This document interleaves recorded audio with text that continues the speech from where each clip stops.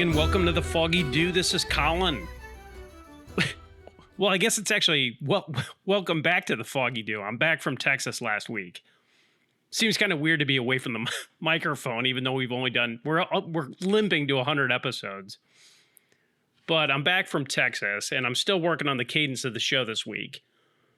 My thought is that we might have another show this week. I just don't know what that's going to look like yet. Like I said, limping to 100 episodes seems about right. But it's interesting watching the news because I feel like I missed so much news last week that I wanted to talk about. And one of the main things that kind of stood out to me last week was this whole thing with Eric Swalwell. It's just so interesting looking at a guy like Eric Swalwell. That guy has been known about forever. He's a major league scumbag. Super bad dude. As a congressman, he had sex with a Chinese spy named Fang Fang. He's a totally compromised person, and here he is running for the California governorship. He got submarined by the Democrat Party, submarined by his own party, running for the governor of California to replace Newsom.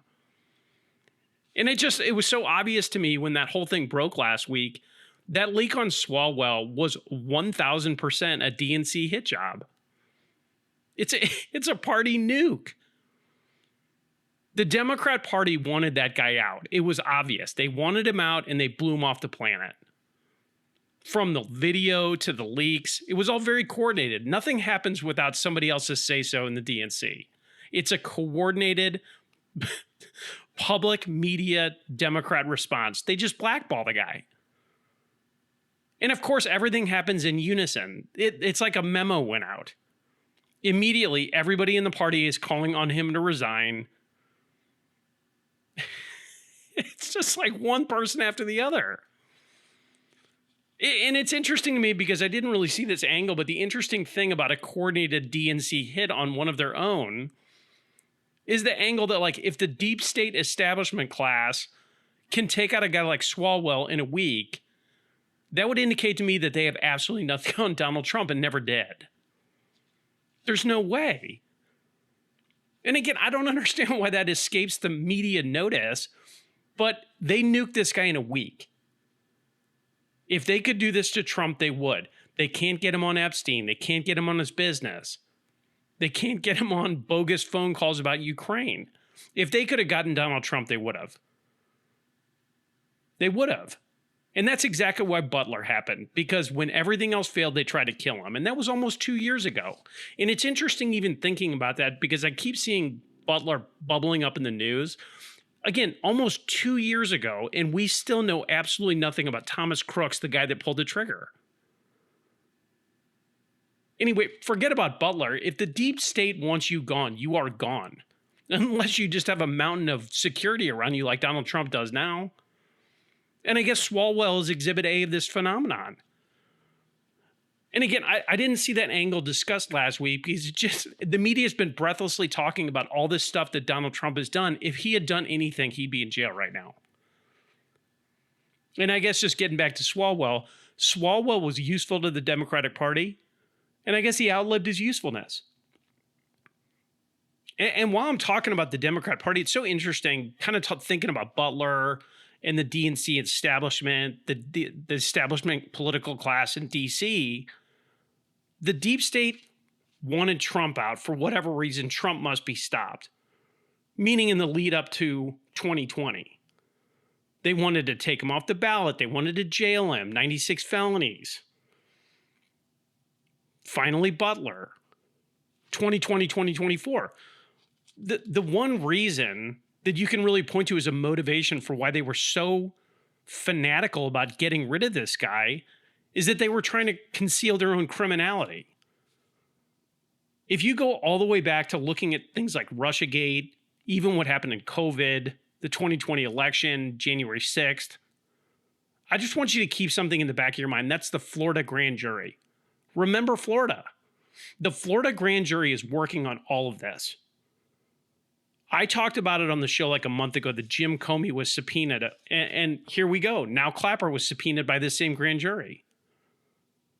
This is the grand conspiracy case about Russiagate that's been working its way through the legal system, totally under the radar. Totally under the mainstream media does not want to talk about that grand jury case, but it keeps progressing. And I guess the reason that I'm talking about this in the context of Eric Swalwell and what happened with Donald Trump in 2020 and 2024, here's Kash Patel on Fox News on Sunday.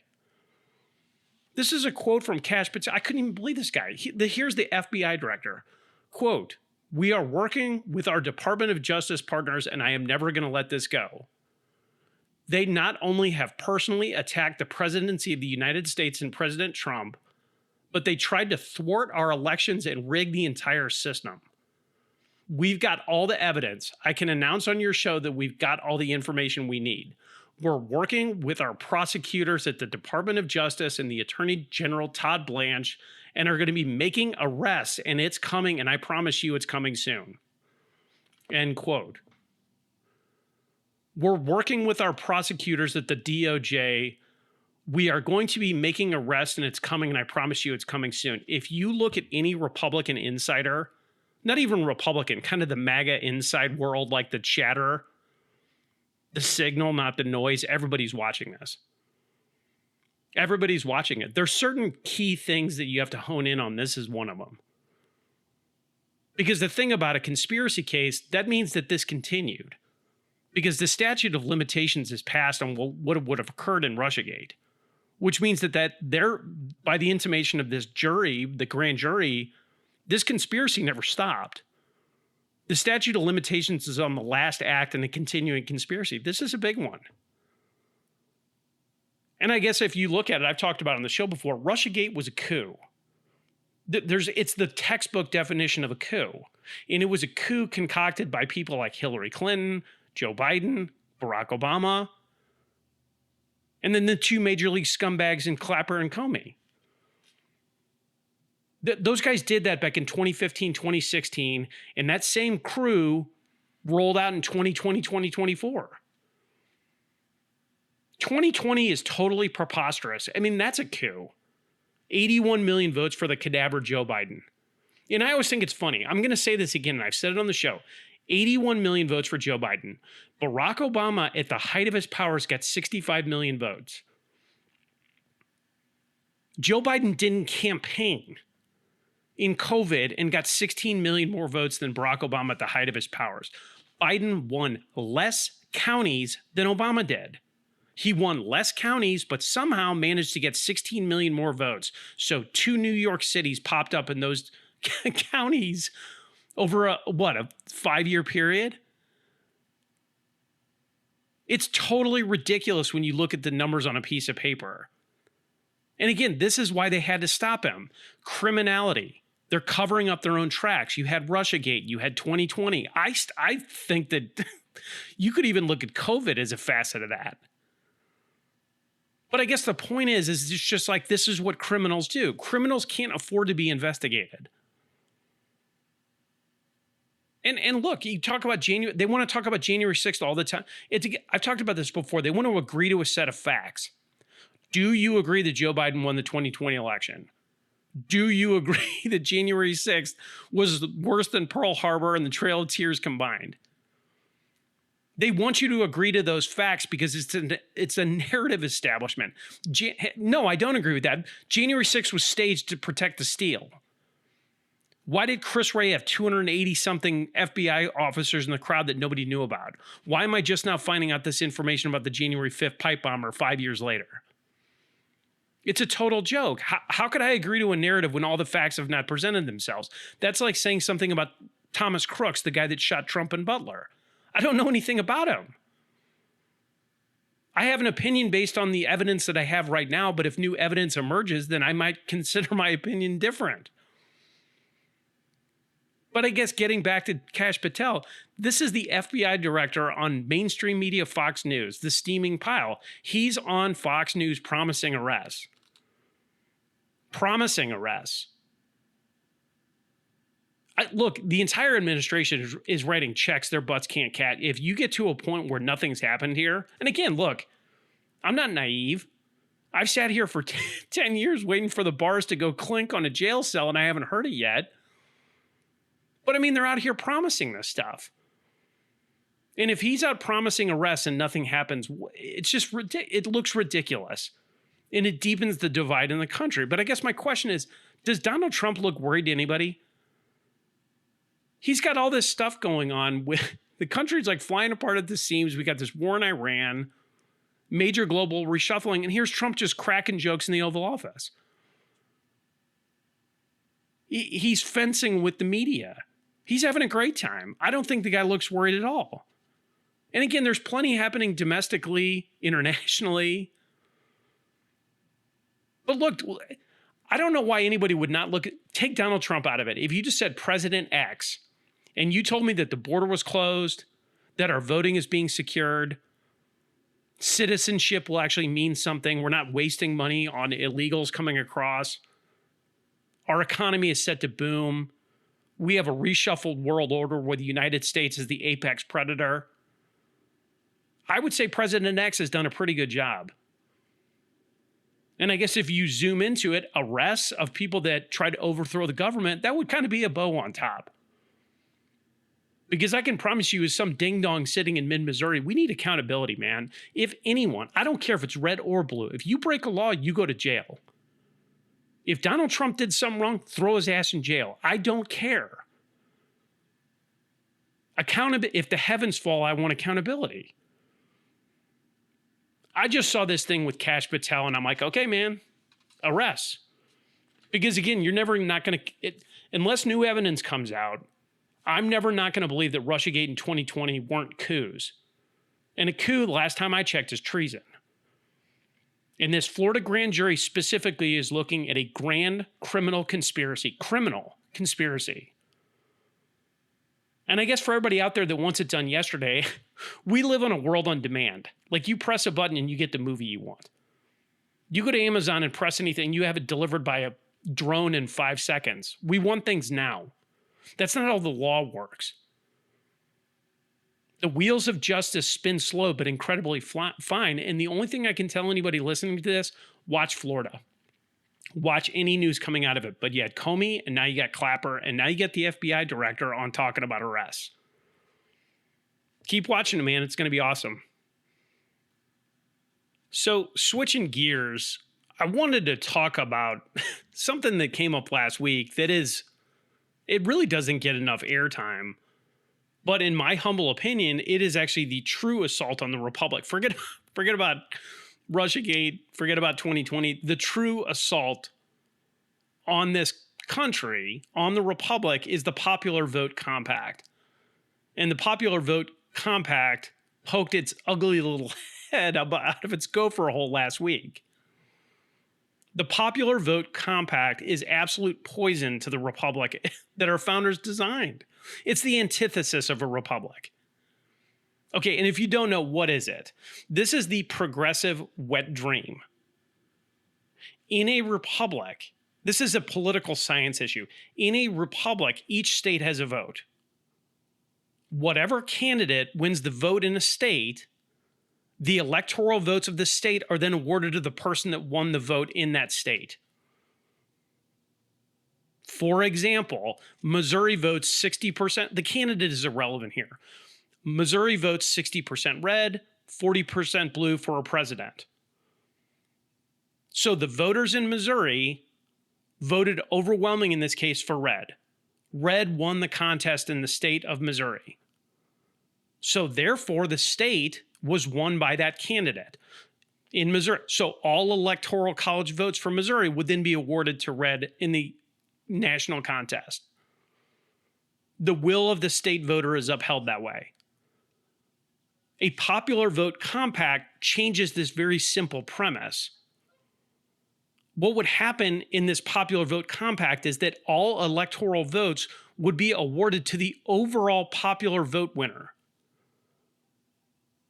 So, for example, if Missouri was part of that compact, which first, you're not allowed to make a compact, but if Missouri was part of this compact, again, I'm going to use that same scenario. Missouri, 60% of the electorate votes red in the presidential contest. 40% of the state votes blue. Well, under the Electoral College, those votes for Missouri would be awarded to red. But in the popular vote compact, what would happen is then they would wait to see if blue won the national popular vote. So again, Missouri went 60% red, 40% blue. Well, then they sit back and they go, okay, who got the most votes nationally? So let's just say 70 million votes were awarded to blue, 65 were awarded to red. What the state of Missouri would then do is award its electoral votes to blue, not red. Say, we're just going to go with the crowd here. That's what they would do.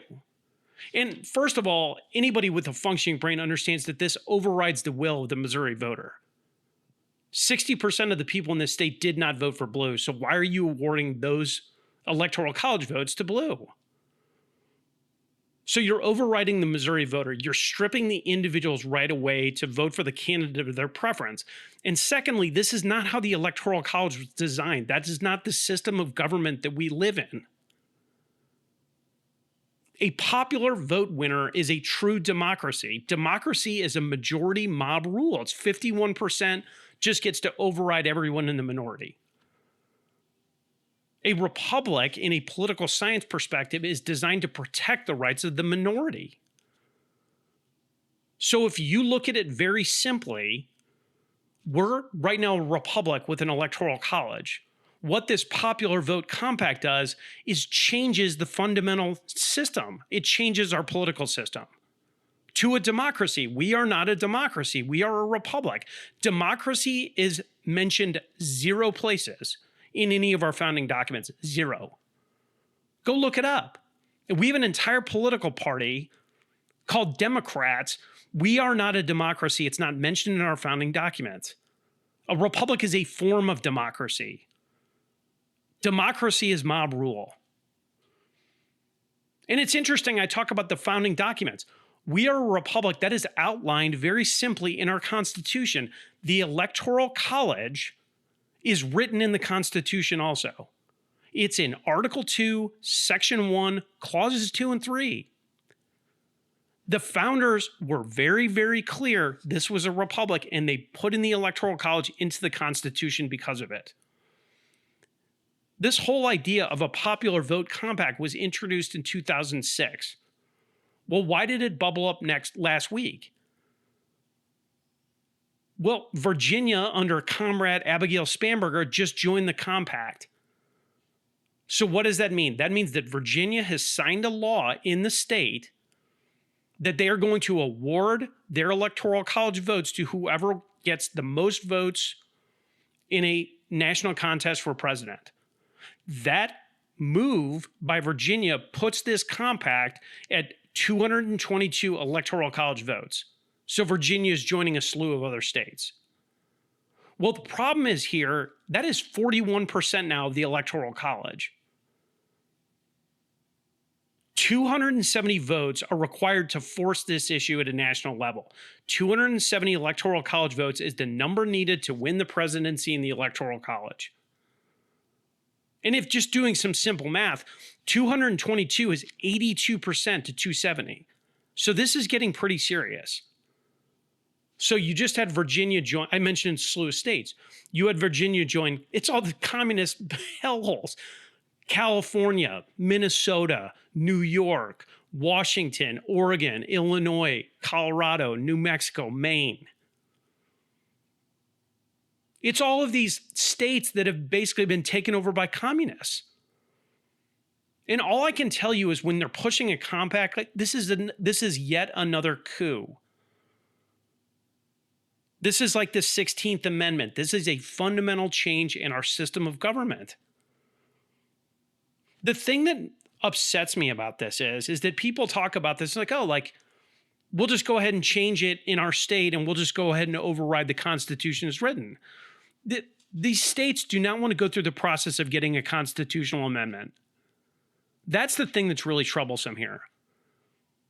So for all this talk about preserving democracy, they're doing a really good job of undermining it. Because if you want to abolish something in the Constitution, then modify the Constitution. We have a constitutional amendment process. The Electoral College is written into the Constitution.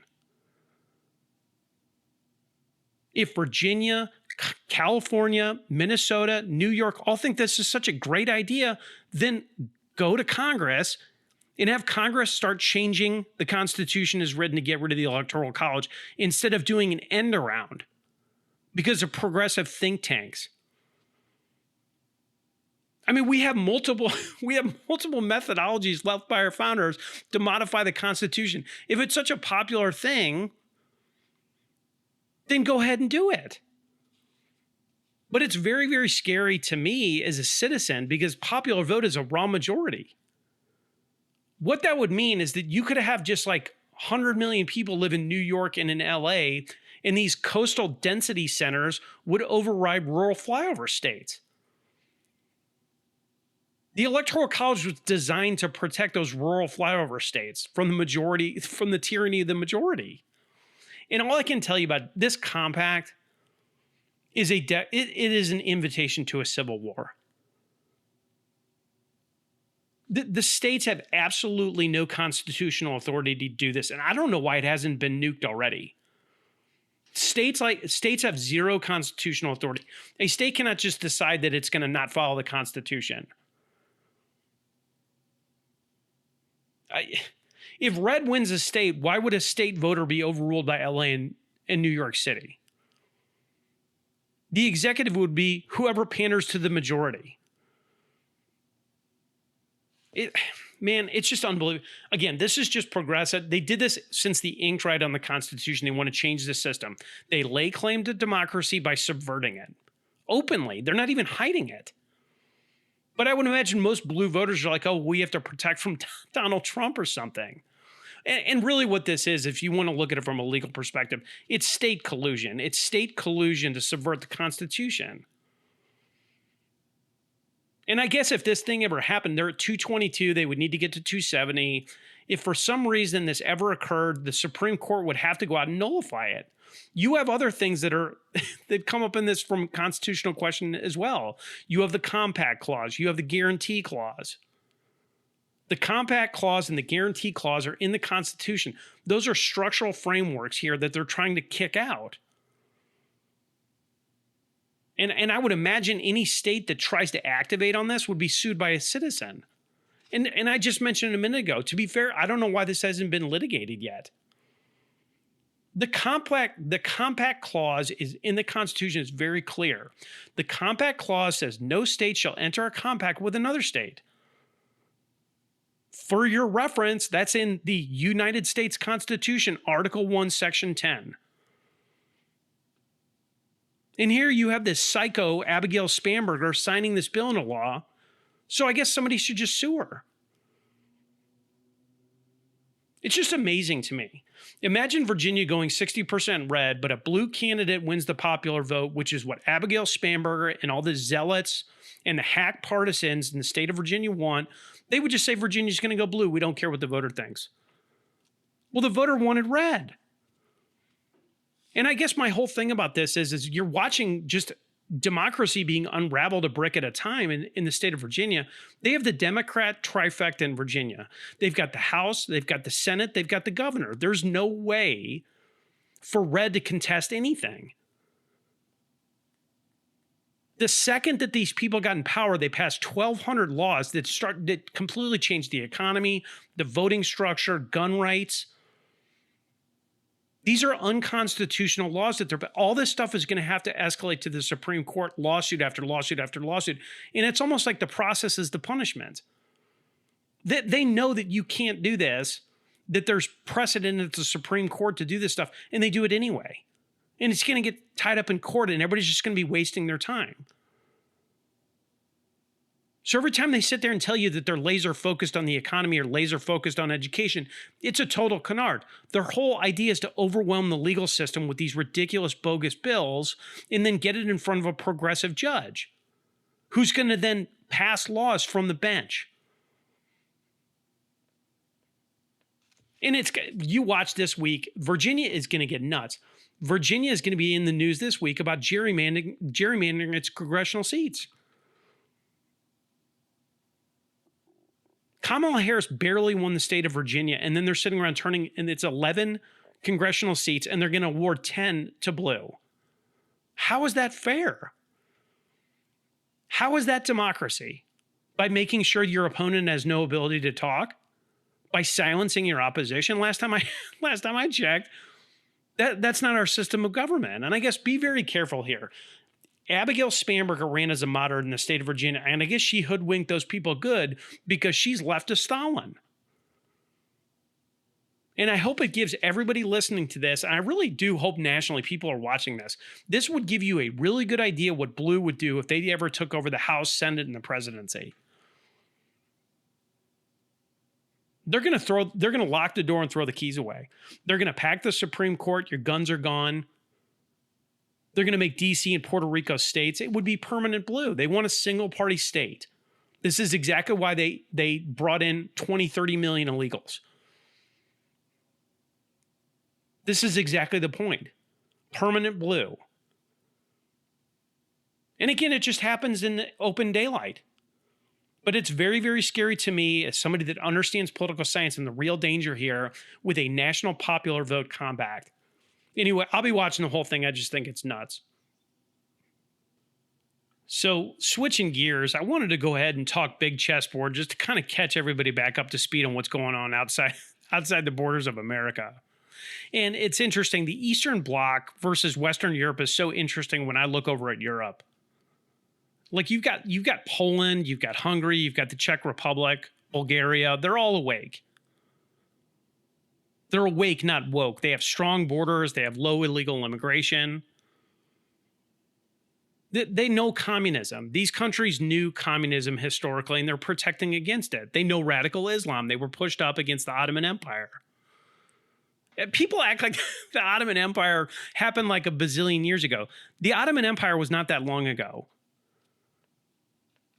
And it's interesting looking at the dichotomy between these two things. We have Hungary, Poland, etc.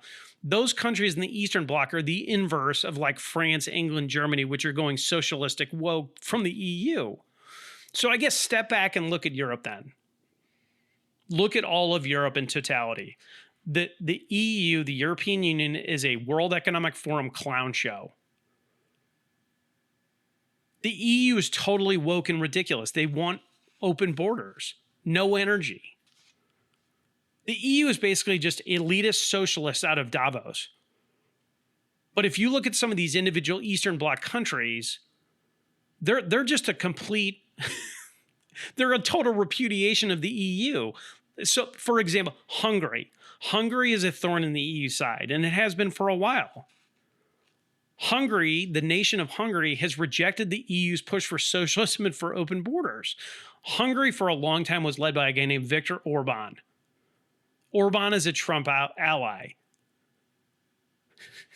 He's a Trump ally, so therefore he's considered a right-wing fascist by the EU. He's a Hitler acolyte. That's not what Orban is. Orban is a nationalist conservative that's read a history book. And Orban is no fool. Well, I guess why am I talking about Hungary and Viktor Orban? Well, last week, Orban lost an election. He conceded the presidency of Hungary after 16 years running it. So who did Orban lose to? Orban lost to a guy named Peter Magyar. He's part of the Tisza party. So you got Magyar and Tisza that won a 2/3 majority in Hungary. That's a huge win. So Orban the fascist is out. Magyar won. Tisza party won a 2/3 majority. That would appear on the surface to be a repudiation of Orban, right? Always watch the response. Always watch the response. That's how you know things are good or bad. So Magyar wins. Who celebrates? So Orban, the fascist, loses. Magyar wins. Who celebrates? Obama. The EU. Keir Starmer. The World Economic Forum started celebrating that Orban was out. You know who posted about it? George Soros. Alex Soros. The Soroses are happy. Democrat leadership in the United States is happy. I watched the response. And again, always watch it. When Obama, the EU, the Soros, the devils in the Soros clan, when those people are happy, it's bad for you. It's bad for the citizen. Well, not so fast. Not so fast. It looks like Orban played the globalists here. Magyar pulled a bait and switch on all these people. Magyar was an Orban ally until 2024. He said Orban went too far. He said he was way too conservative. He played it up in the media like he was the opposition to Orban. He's planting a seed that he's going to be open borders, that he's going to go along with the EU plan. He played all these people. He played the EU. He played Obama. He played the globalists. This guy's even more conservative than Orban. Magyar went out right away blowing the globalist minds. He wants more border security. So again, this guy gets elected. All of the clowns, the woke clowns start celebrating. And Magyar comes out and his first press conference, he wants more border security. He wants more military buildup. He wants more armored fencing.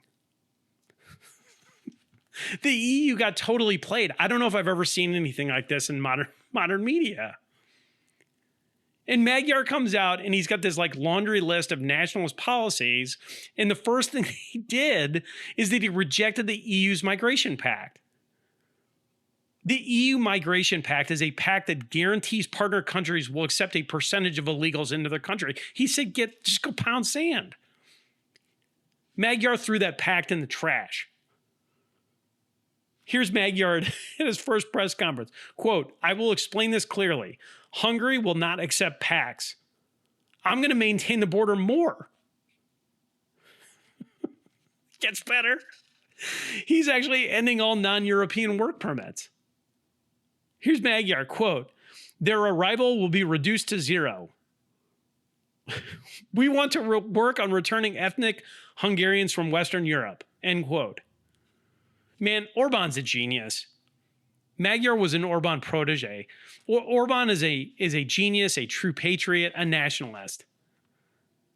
This man basically single-handedly kept woke globalism at bay and away from his people for 16 years.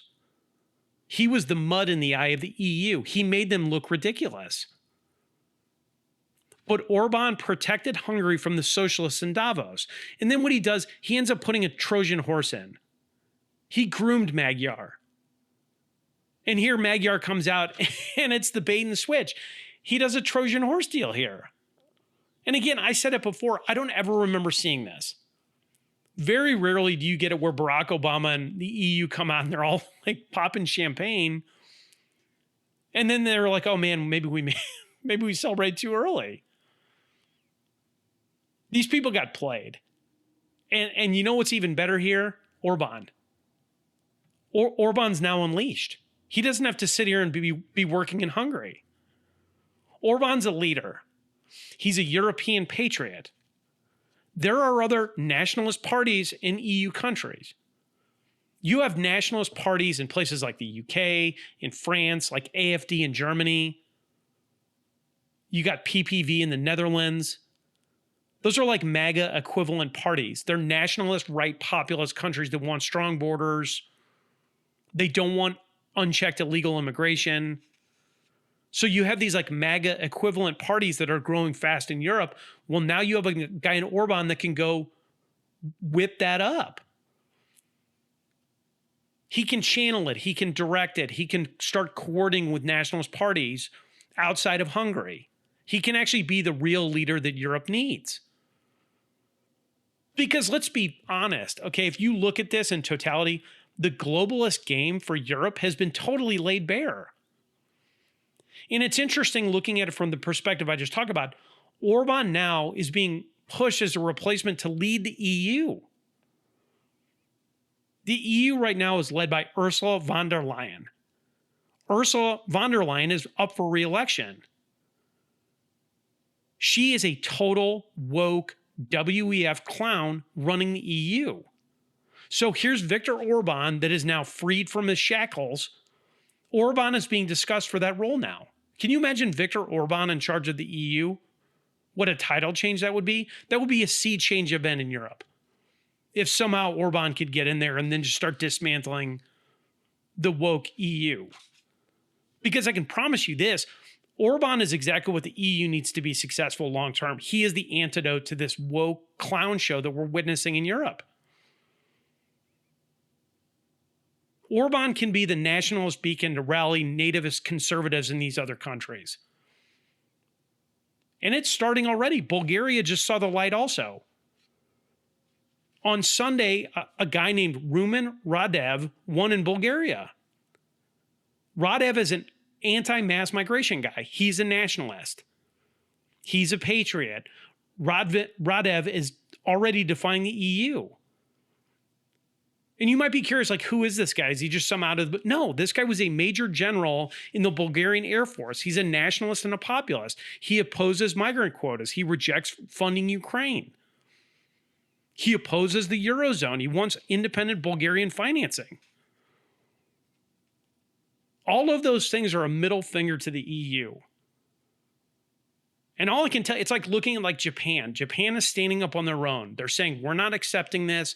We are going to build up our military. We will be strong. I can promise you, looking at this, Hungary, Bulgaria, they'll be at the adult table.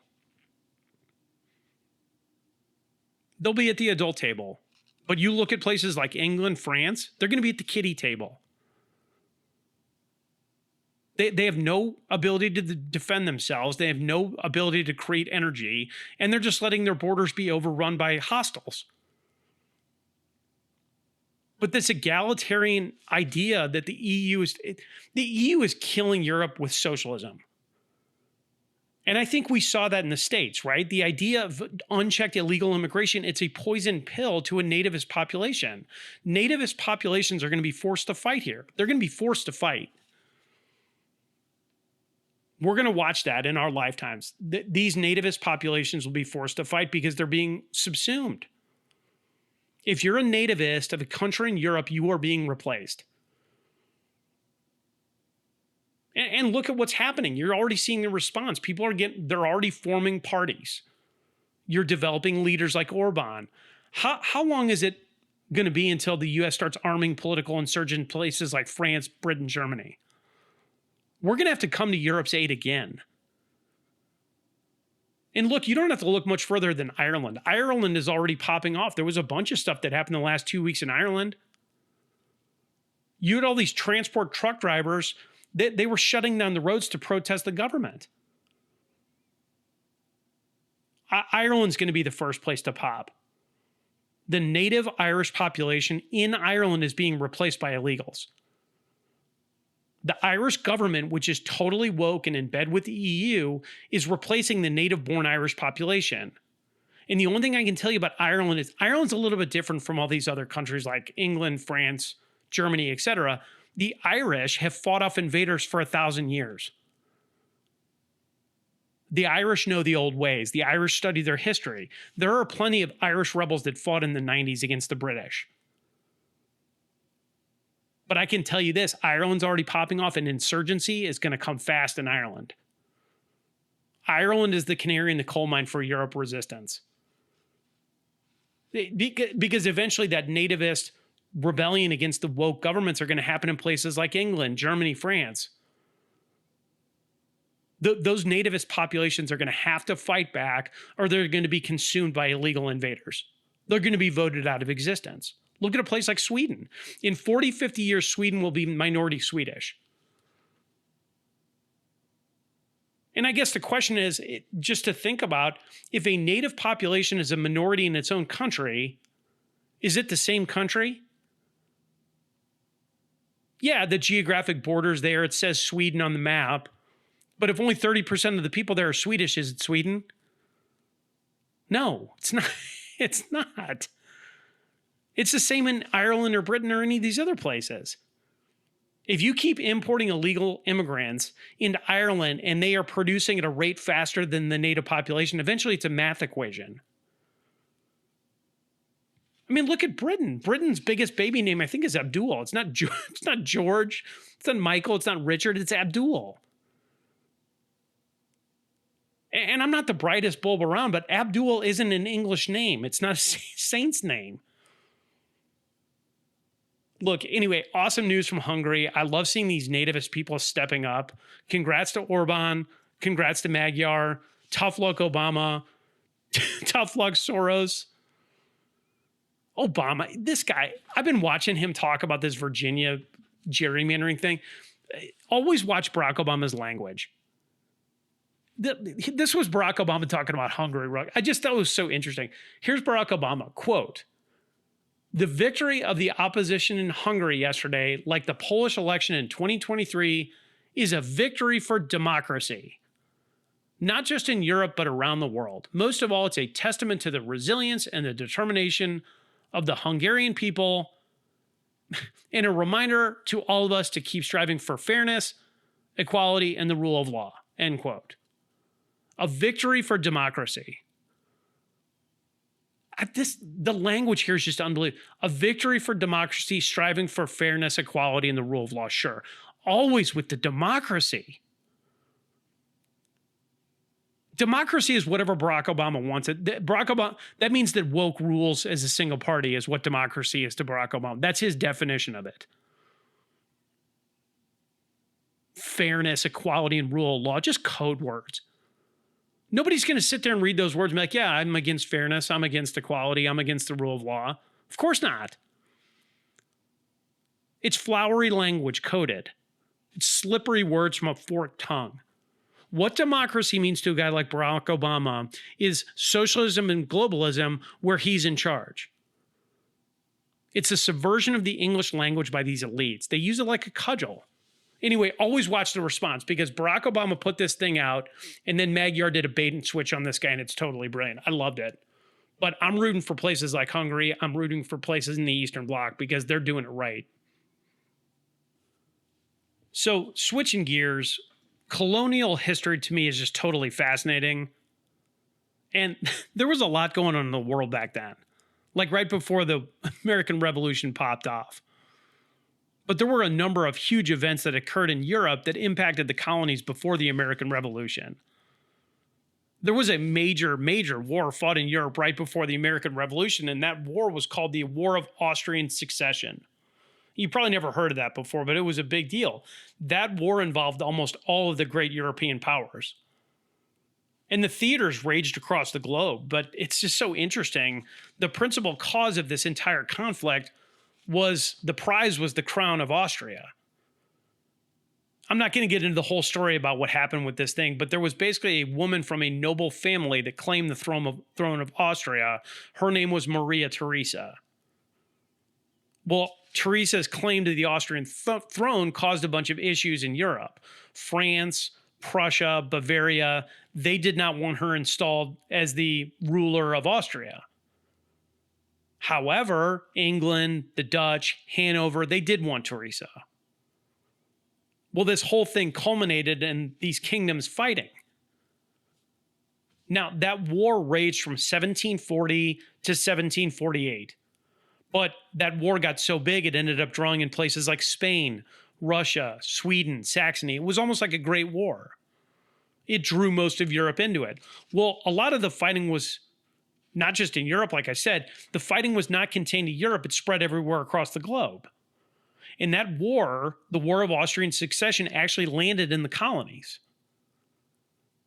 So there was a theater of war that occurred here between the French and the British. And the fighting that occurred here was called King George's War. Your belligerents. Well, France had always really controlled Canada. I mean, it was really a province. Well, it was Britain and France for a while. But France and Britain were both heavily stationed over here. And to be fair, France and England have duked it out on the colonists, like in North America quite a few times. Well, King George's War was from 1744 to 1748 here in the States. And it took place in what is really now Maine, New Hampshire, Massachusetts, Nova Scotia. Well, when these wars occur, what do places like Britain do? I mean, they've got these colonists kind of sitting around that are unaffiliated. Well, what the English started doing is they started mustering in a lot of colonists to fight King George's War. And again, to be fair, there were colonists up that were drafted by the French. So you've got the English and the French both drawing off the colonial manpower reserve. And really what these people are just mercenaries fighting for either side. But the largest battle of King George's War was when Britain attacked the fortress of Louisbourg in Nova Scotia. That fortress of Louisbourg in Nova Scotia was guarded by about 2,400 French, and the combined colonist British force was about 4,200. Britain used 90 warships to take this fortress, so this was a major engagement back then. Well, British forces, including colonists, finally captured that fortress in 1745. Now, the hostilities between the French and British in King George's War continued another 3 years, so it finally ended in 1748. The war itself had absolutely nothing to do with American colony interest. Like, the colony, it was just occurring around the colonists. You had the two major powers at the time, the French and the British, basically duking it out in a theater, and the colonists like watching this happen. And really all this was an excuse for France and Britain to fight. But here you have these people, the colonists, the war itself, the King George's War, took a heavy toll on the colonists. Like in Massachusetts alone, about 10% of the men were killed. So you have 10% of Massachusetts men that are killed in a war that have absolutely nothing to do with them.